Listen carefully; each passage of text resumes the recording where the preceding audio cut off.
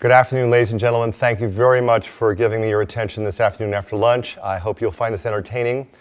I have been an adjunct faculty member here at FAU for just about 8 to 10 years, something like that, and before that FIU when I lived in Miami. I am an internationally recognized speaker in the field of crime prevention through environmental design and designing security into the built environment, and also justice architecture, the design of jails, prisons, courthouses, anti-terrorism kind of stuff. So I'm an architect, the AIA, a PhD, I have a doctorate of criminology and a bachelor's of criminal justice, and the CPP is that I am a certified protection professional with ASIS International, which is the mother security organization. I teach a course at the School of Social Design and Inquiry. It is one of the few sanctioned interdisciplinary courses that is in the university system. And I have students in architecture, criminal justice, urban planning, public administration, and then sometimes, from right and left fields that sort of drop in from time to time as well. And in real life, that mirrors who I teach as my students. I teach police officers primarily, but and my goal is to teach architects how to design properly. And I sometimes teach legislators and public administrators and fire marshals and garbage or sanitary engineers, and the wide gambit of cast of people who are involved in city planning, urban planning, and or designing the built environment. Well, so what and who cares? The so what is that this course that I teach is presently a hands-on in-person course, but I've been taking the designing a continuing education course offline, or what's the proper word I'm looking for, in Blackboard.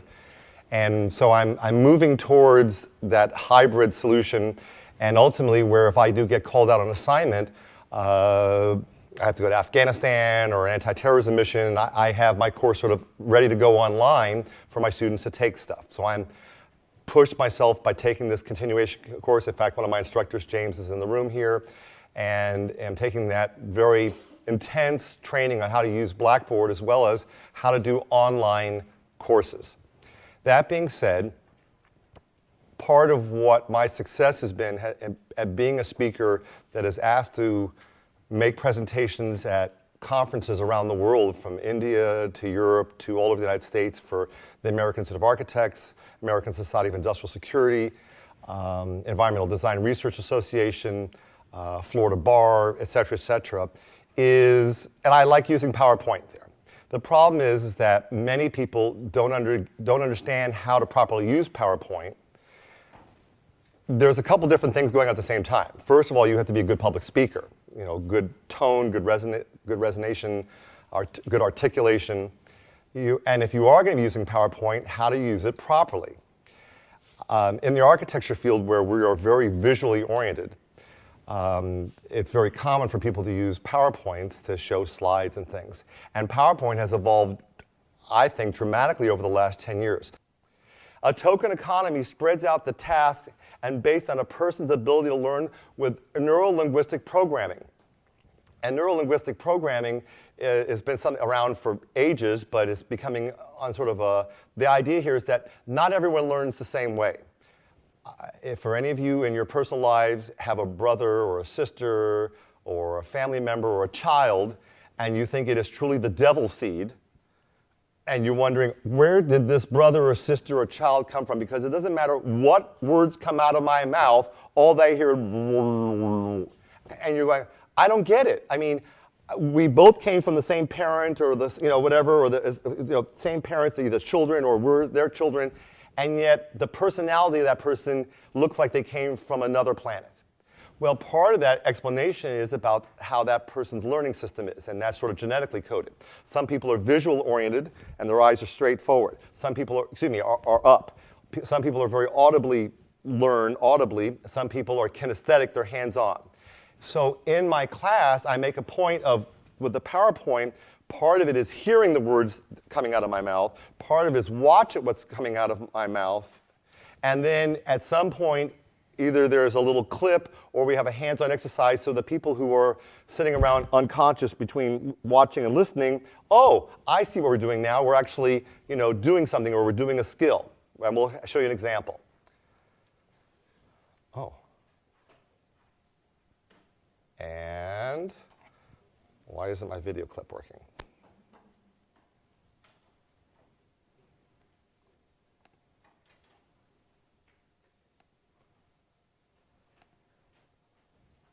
I have no idea.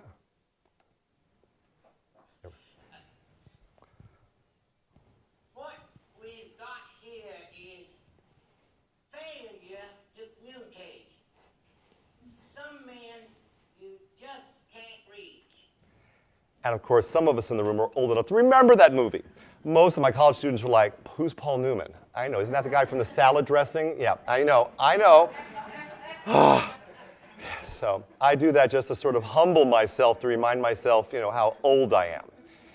But what a great line, one of those classic movie lines of what we have here is a failure to communicate, and some men you just can't reach. And getting back to NLP training, it's not the fact that they can't be reached, you're not using the right language skills to get to them. They may be a blue-collar person who's changed oils out of car for a living. That is a hands-on person.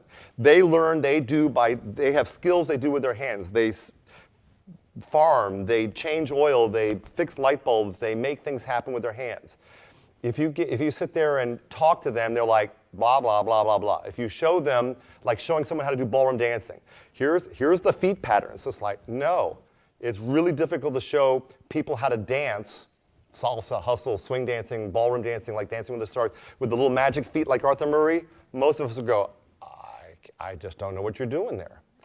Some people have to actually be physically shown, and you see on the dance shows how challenging that is to learn the motor skills to do what those particular dances are. Not everyone learns the same way. Some are auditory, visual, kinesthetic. This class provides chores and technology supporting those individual skills. At some point, they wake up and have a moment of awareness, hopefully. And the material must answer the so what and who cares, otherwise the students just don't see the value. The class begins with asking students for oral presentations, and there's a strong need to teach students to publicly speak without fear and embarrassment. So one of the things is that when they get up, just like an AA program, hi, my name is Randy. Hi, Randy. It's 12 steps of education instead of alcohol or drug rehab. Same stuff, different issues. And when they finish their 1-minute laser presentation, everyone applauses and you thank you and sit down so that they understand that, okay, I didn't die, I didn't burst into flames, I can do this. I give them points that they can make several reports, verbal reports, and when they finish meeting those points for oral reports, then they can continue finding current events where they write up just a half a page or a page of notes on it. And one of the things I ask them to do is actually, they can go to current event movies. Die Hard 4, Law-Abiding Citizen. There's some of the current event movies that are out there. The Girl with the Dragon Tattoo, a great movie about forensics, criminology, and a sociopath. All those kind of movies that explain, and if you saw the movie about the Girl with the Dragon Tattoo, about the security in the home, so I look for them to find current events that they would go to on a social level, and then come back and say, well, is this anchored in reality or is this fantasy? Is this, where is this disconnected with what would really be happening in the real world? I also ask them to do some plan reviews, which I'll give an example of here, with other students, because what I experience is that their social skills need reinforcement about how to interact with a person. And I try to mix it up as best I can so you're not always with the same person, but sometimes it's boy-girl, sometimes guy-guy, girl-girl, whatever it is, so that they practice their verbal skills and listening skills, which is something that we're not often taught about actually, until you become involved in a relationship, whether it be marriage or dating or whatever, where it's just as important to listen to the person as it is to tell them your story. How do we use the technology in the presentations? Very quickly, the best things that I've learned over the years about doing a successful PowerPoint is never put up all your text in one screen. That is not good. That's the most neutral word I can use. Only if I wasn't being videotaped, I would use harsher words. But there's a record of me here, so I have to control my enthusiasm. And so what I find is when I go to presentation, it's like, all 12 bullets are up there because we read faster than we speak. And so people are going, and you're on the second bullet and you're going, okay, I'm ready, next. So what, who cares? I got places to go, things to do, people to meet. And so this, by layering the bullets, that's a really powerful tool. It's not difficult to do in PowerPoint. And so as you go through, if you use visual aids, try and link them with a particular bullet. Notice that I've used a light lettering on a dark background. Some people like the black letters on a white background. For me, my experience is that doesn't contrast as well. And the problem is that when you have our classrooms, the architecture of our classrooms at this university, and my experience is many times, even at national conventions, you're at a convention hall, they have a combination of these nasty-ass fluorescent lights and occasionally some HID, incandescence, or some combination thereof. But for the fact that they've physically turned off this layer of fluorescence here, it would totally mute out the wording on the board here. So for me, the light on dark background punches out a little bit better as compared to the reverse negative. When video clips are used, that also punches up the volume. And I've long before, now a lot of people are using video clips because it's so easy to drag and drop. I was one of the first people back 10 years ago using my G1, my G2, my G3, my G4 Apple, for those of you who are Apple people here, where the processors weren't fast enough to keep up with doing the video clips. And so I was always known, people would come to my presentations at the different conferences just to see if I would crash and burn with my Apple, because I refused to use a PC.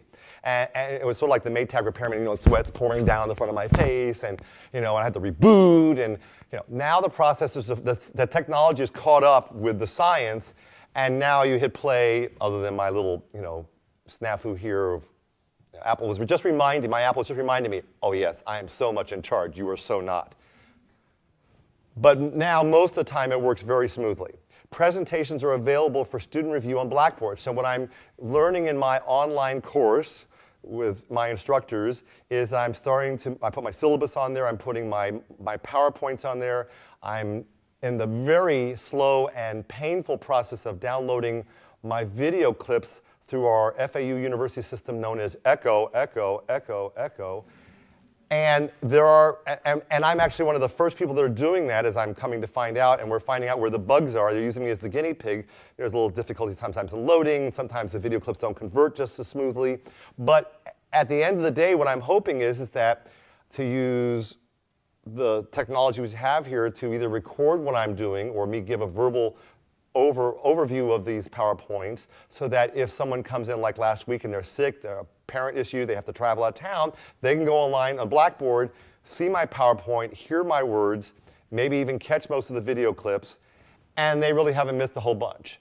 On the other hand, part of me still feels about that because I want them to come to class. I don't want them to basically be able to cop out in what we are learning to be called the hybrid classes, where, I'd just rather stay home, or I've got a design studio project that's due, and, hell with it, I'll just, I'll look at the PowerPoint later.